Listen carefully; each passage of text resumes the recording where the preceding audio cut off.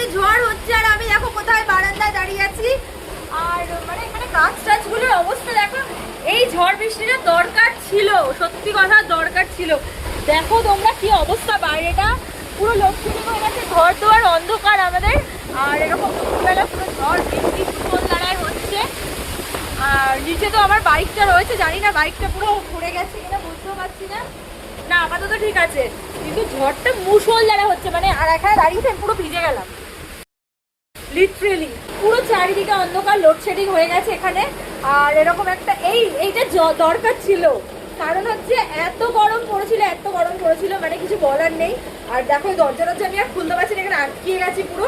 তো ভীষণ ভালো লাগছে। ছাদে তো ভাবছিলাম যাবো, বাট এই ঝড়ে গিয়ে আমি ছাদে দাঁড়াতে পারবো না, উড়িয়ে নিয়ে চলে যাবে আমাকে। তো ছাদে আর গেলাম না, এখানে দাঁড়িয়ে দাঁড়িয়ে ছোট্ট করে একটা ব্লগ শেয়ার করলাম। ভীষণ ভালো লাগছে আমার। তোমাদের কেমন লাগছে, কে কে ভিজছো বৃষ্টিতে অবশ্যই জানিও আমাকে, মেসেজ করো ইনস্টাতে। ইনস্টার লিঙ্ক, ফেসবুক পেজের লিঙ্ক, সব টেলিগ্রামের লিঙ্ক, সব লিঙ্কই তো আমার এই চ্যানেল ইনসাইড হাট কলকাতাতে দেওয়া আছে। আর আমাদের বাইকটাও বাইরে দেখো যখন তখন পড়ে যেতে পারে, যা অবস্থা, যেভাবে ঝড় বৃষ্টি হচ্ছে।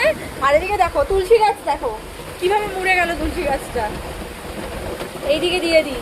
তো ফ্রেন্ডস, এই ব্লগটা আমি জানি না কিরকম হলো, পুরো হজাপড়া হলো, খবর পড়ার মতো আমি বলে গেলাম, বকে গেলাম তোমাদের সামনে। আর এখানে দেখো কি হয়েছে, এখানে একটা কাপ রাখা ছিল চা খাওয়ার পর, আর এই দেখো কাপটা পরে এখানে ঝড়ে সব পড়ে গেছে, সানগ্লাসও পরে ভেঙে গেছে। তো ঝড় কমে গেলে এগুলো সব পরিষ্কার করতে হবে। মনে হচ্ছে আমি এখন যাই বাইরে গিয়ে বৃষ্টিতে ভিজতে পারছি না ঝড়টার জন্য। ঝড়ে তো প্রচন্ড ভয় লাগে না কোথা থেকে কি এসে পড়বে গায়ের মধ্যে, না হলে যেতাম কি বৃষ্টিতে। অলরেডি আমি দেখো না, দেখো পুরো হাত টাতগুলো ভিজে গেছে, এখানে নাইটি ফাইটিও ভিজে গেছে অলরেডি আমার।